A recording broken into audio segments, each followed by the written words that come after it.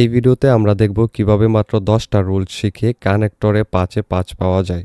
আজকের এই ভিডিওতে আমরা আলোচনা করব কানেক্টর নিয়ে। কানেক্টর মূলত এসএসসি এবং এইচএসসি দুই পরীক্ষাতেই আসে এবং কানেক্টর হলো দুই প্রকার। এক প্রকার হলো সাবঅর্ডিনেটিং কনজাংশন এবং দ্বিতীয়টা হলো কোঅর্ডিনেটিং কনজাংশন। আজকে আমরা শুধুমাত্র 10টা রুল পড়ব। এই 10টা রুল পড়লেই আশা করি ইনশাআল্লাহ আর কোনো সমস্যা থাকবে না কানেক্টর নিয়ে। সাবঅর্ডিনেটিং কনজাংশন সেগুলো হলো that, so that, in order that, whether, though, although, since, as, in order to ইত্যাদি।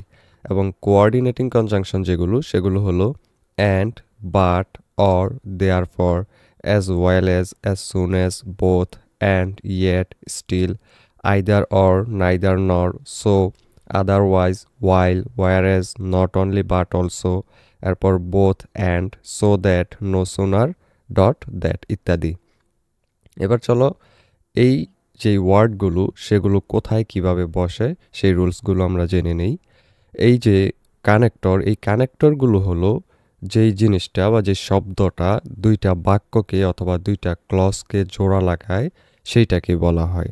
তো রুল 1 হলো কোনো বর্ণনার ধারাবাহিকতা বা ঘটনাক্রম বোঝাতে সাধারণত যেসব লিঙ্কার্স ব্যবহৃত হয় তা হচ্ছে at first, firstly, in the first place, at the beginning, তারপর secondly, thirdly, finally, at last, lastly, in the end, তারপর next, after that, then, afterward ইত্যাদি।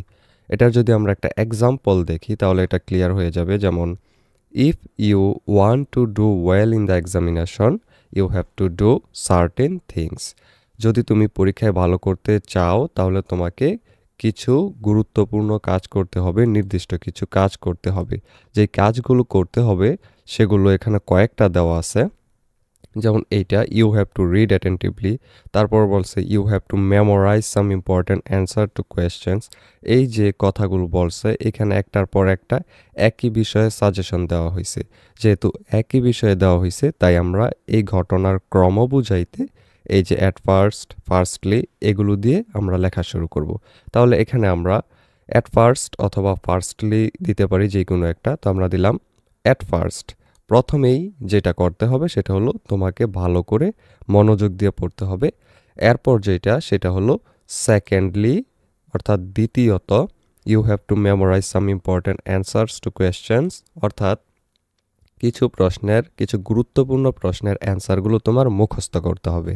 এরপর থার্ডলি তৃতীয়ত, you have to write them after memorising, অর্থাৎ সেগুলোকে মুখস্থ করার পর তোমাকে লিখতে হবে। এবং ফাইনালি অবশেষে you have to revise them frequently, অর্থাৎ সেই যেগুলো তুমি মুখস্থ করছো বা পড়ছো সেগুলোকে বারবার রিভাইজ দিতে হবে, আবার পড়তে হবে।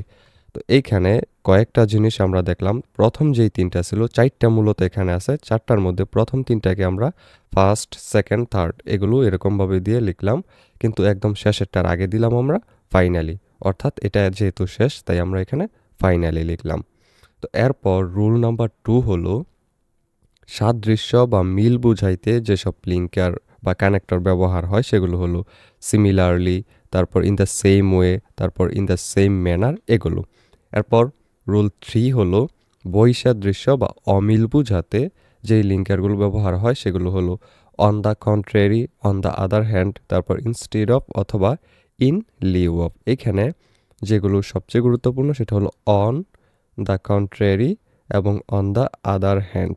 এই দুইটাই মূলত বেশি ব্যবহার হয়, এগুলো একটু কম হয়। এবং উপরের থেকে সিমিলারলি এটা একটু বেশি ব্যবহার হয়।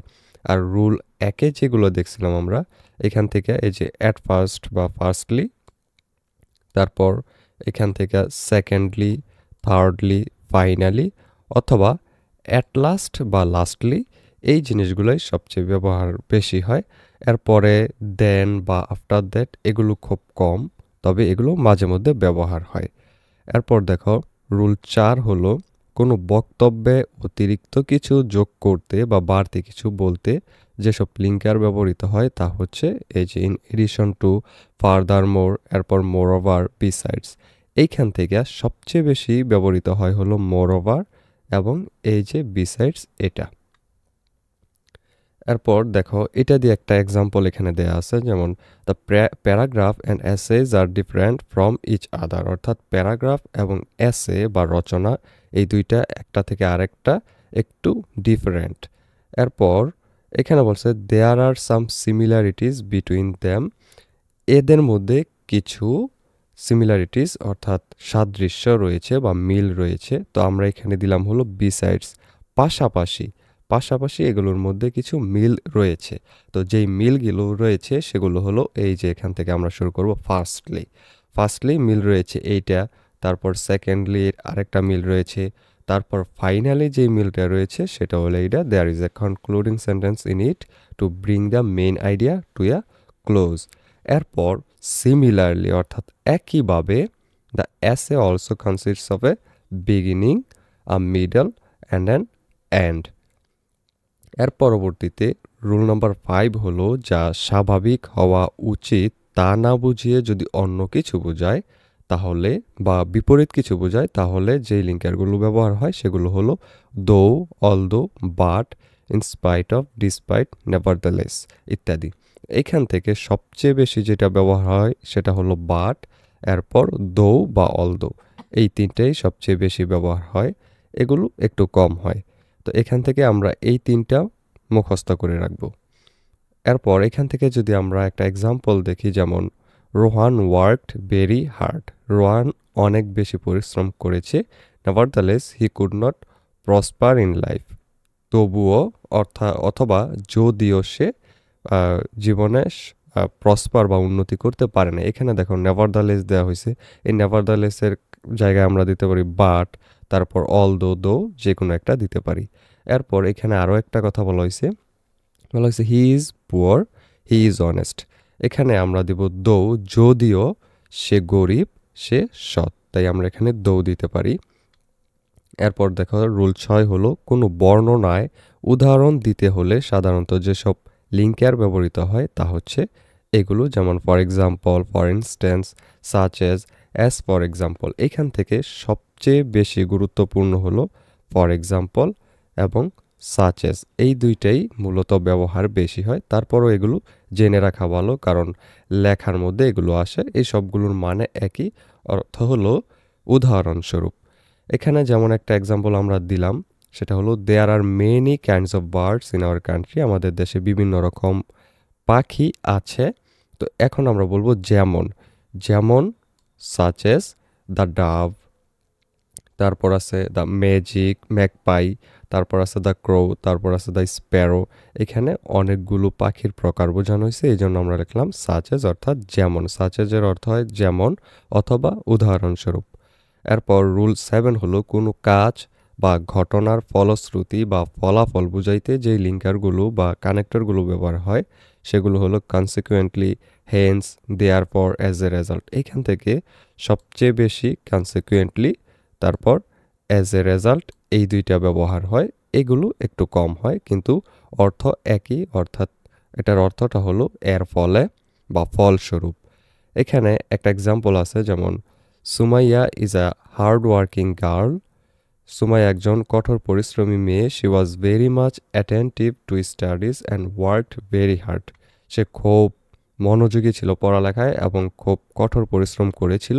অ্যাজ এ রেজাল্ট, এই যে কঠোর পরিশ্রম করছে এইটার ফলস্বরূপ যেটা হয়েছে সেইটা লেখার আগেই আমরা অ্যাজ এ রেজাল্ট অথবা কনসিকুয়েন্টলি যে কোনো একটা ব্যবহার করতে পারি। তাই আমরা এখানে অ্যাজ এ রেজাল্ট ব্যবহার করলাম। এরপর বললাম she cut a good figure in her SSC exam, অর্থাৎ সে তার এসএসসি এক্সামের মধ্যে খুব ভালো একটা ফলাফল করেছে।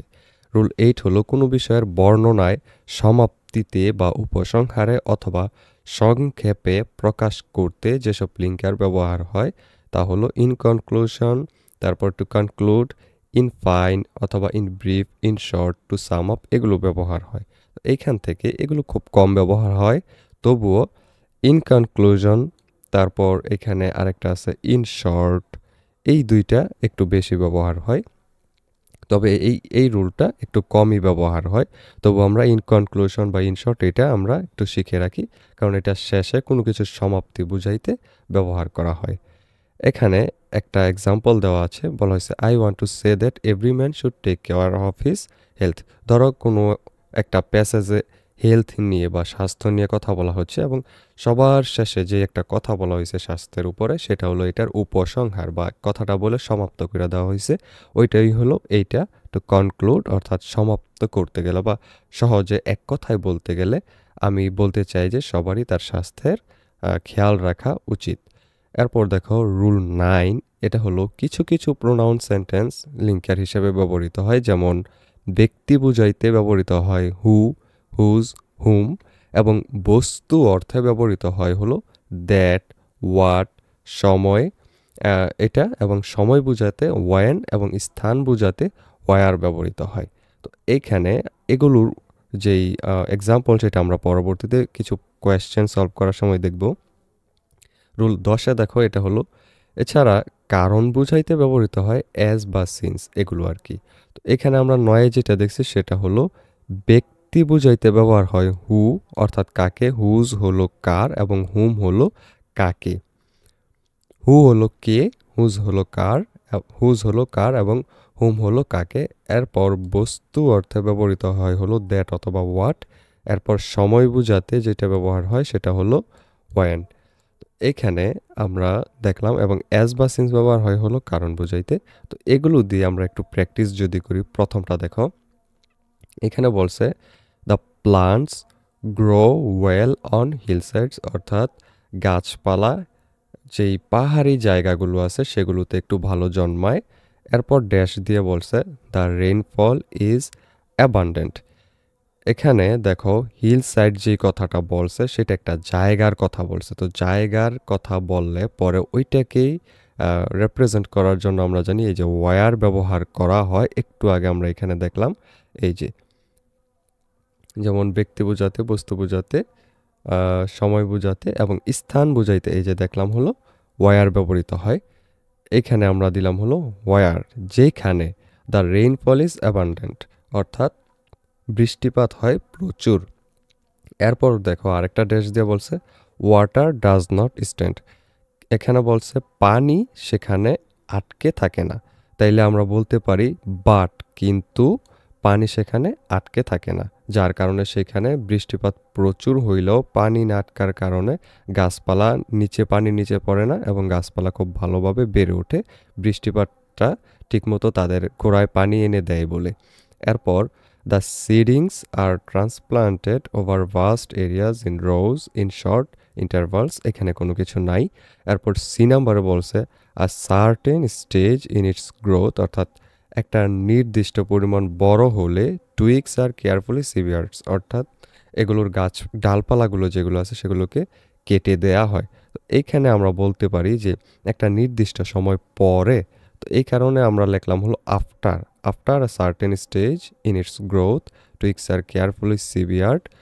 যার কারণে যদি এখানে আমরা দিই তাহলে এটা সুন্দর বোঝায় যে যার কারণে ইট ক্যান বি হাই মোর, এটা নির্দিষ্ট পরিমাণে থেকে বেশি বড় হইতে পারে না। তাহলে আমরা এখানে দিতে পারি হলো so that it can't be high more. তারপর এখানে দিতে পারি আমরা, এই দেখো এখানে বলছে 3 or 5 ফিটস, এখানে দুইটার মধ্যে পার্থক্য বোঝাচ্ছে, এটা বা ওইটার থেকে এটা কম বা বেশি এরকম। তাহলে এইখানে দিতে পারি দেন, অর্থাৎ চেয়ে, মোর দেন 3 or 5 ফিটস, অর্থাৎ 5 বা 3 ফুটের বেশি যেন না হতে পারে। এরপর দেখো 2 নাম্বার আরও একটা, dengue fever is a serious disease. Dengue fever একটা মারাত্মক ব্যাধি, dash is caused by a kind of virus. এখানে আমরা বলতে পারি যা অর্থে এখানে আমরা হুইচ অথবা দ্যাট ব্যবহার করতে পারি। তাই আমরা এখানে ব্যবহার করলাম which is caused by a kind of virus, যেটা একটা ভাইরাস দ্বারা সংঘটিত হয়, কল্ড ডেঙ্গু ভাইরাস, যার নাম হলো ডেঙ্গু ভাইরাস। এরপর বি নাম্বার বলছে this virus was identified in Africa. এই ভাইরাসটা আফ্রিকাতে আবিষ্কৃত হয়। তারপর আবার ড্যাশ দিয়ে বলছে now it has spread all over the world. তো এখানে বলছে যে পুরো পৃথিবীতে এই ভাইরাসটা এখন ছড়িয়ে গেছে। তো এইখানে বি নাম্বারে যদি আমরা দিই যে প্রথমেই এই ভাইরাসটা আফ্রিকার মধ্যে আইডেন্টিফাইড হয়, কিন্তু এখন এটা পুরা পৃথিবীতে ছড়ায় গেছে। তাহলে এই কথাটা সুন্দর হয়। তাহলে আমরা এখানে দিতে পারি অ্যাট ফার্স্ট, এখানে at first this virus was identified in Africa. এরপর এখানে বাট কিন্তু now it has spread all over the world. এরপর দেখো ডি নাম্বার, এখানে ড্যাশ, তারপর in most cases dengue fever has its remedy, it is better to prevent ইট।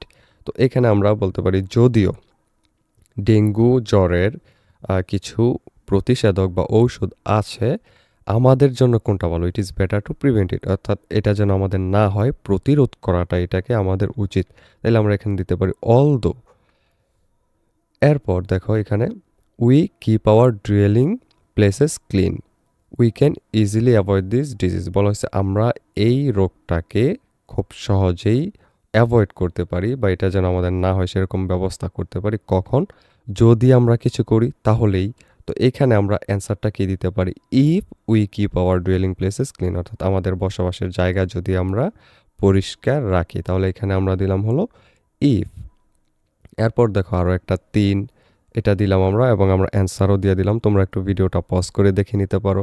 তারপর 4 number হলো এইটা, তারপর 5 নাম্বার হলো এই যে এইটা। এরকমভাবে তোমরা যে টেস্ট পেপারগুলো কিনছো ওইখান থেকে আরও 5টা বা 10টা এগুলো প্র্যাকটিস করো। দেখা যাবে যে যদি এই 10টা রুলস খুব ভালো করে দেখো এবং তার সাথে সাথে 10টা এরকম প্রশ্ন যদি তোমরা সলভ করো নিজে নিজে, তাহলে এখানে আর কোনো প্রবলেম থাকবে না। এই ভিডিওটা যদি ভালো লাগে অবশ্যই চ্যানেলটাকে সাবস্ক্রাইব না করলে সাবস্ক্রাইব করে দাও, কারণ প্রতিনিয়ত আমরা এরকম আরও ভিডিও দিতে থাকবো।